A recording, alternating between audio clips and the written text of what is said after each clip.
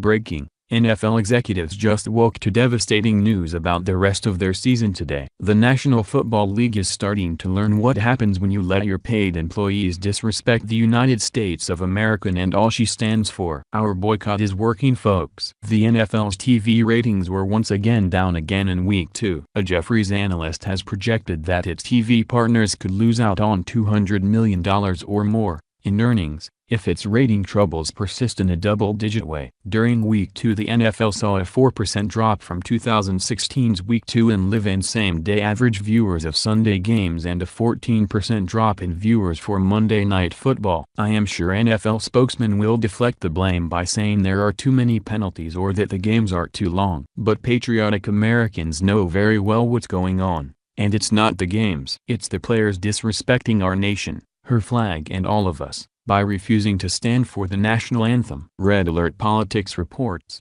the National Football League is in the midst of turbulent times as ratings for the second week of the football season received less than promising returns. After a 12% dip during the kickoff weekend from 2016, Week 2 saw a 15% slump from the previous year. The NFL on CBS single A header on Sunday afternoon brought in an 8.4 rating and 14.5 million viewers, which is down 24% from last year's broadcast on Fox that brought in an 11.0 rating and 19.2 million viewers. CBS 8.4 rating is the lowest it's had since 1998. CBS 8.4 rating is the lowest it's had since 1998. And has seen double-digit drops for 2 straight weekends this year. Some are arguing that the situation between Colin Kaepernick and the NFL is a reason why viewership is dropping. Progressives with big followings like social justice writer Shaun King have called for a complete boycott of the NFL for its anti-blackness.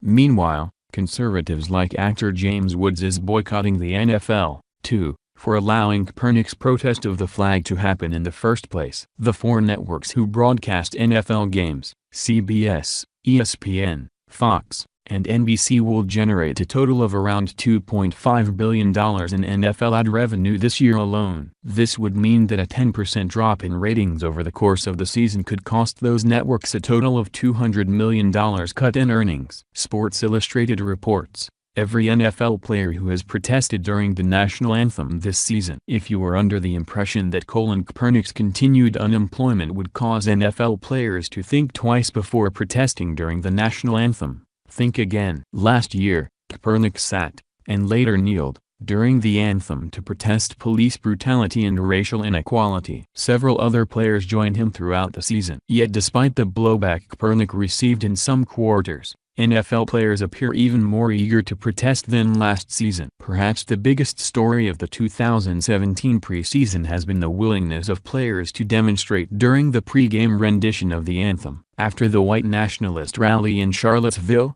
Virginia, earlier this month, momentum only seems to be growing. What started with Marshawn Lynch and Michael Bennett this preseason has grown to a wide range of players, mostly black but also white. During one preseason game, the Browns staged the largest group protest to date, with at least 10 players demonstrating. Here's a look at the players who have knelt, sat or demonstrated in some way during the national anthem so far this season. It was only a matter of time until the American people got smart and started to see these rich elite spoiled brat players for what they really are. They make more money in 1 year than most of us will see in an entire lifetime. But instead of rising with beaming pride for the flag that stands for the nation that provides their unmatched wealth just for tossing a ball around, they decide to bow in disrespect because they want to protest a police officer having to kill a drug-dealing gangbanger who pulled a gun on them.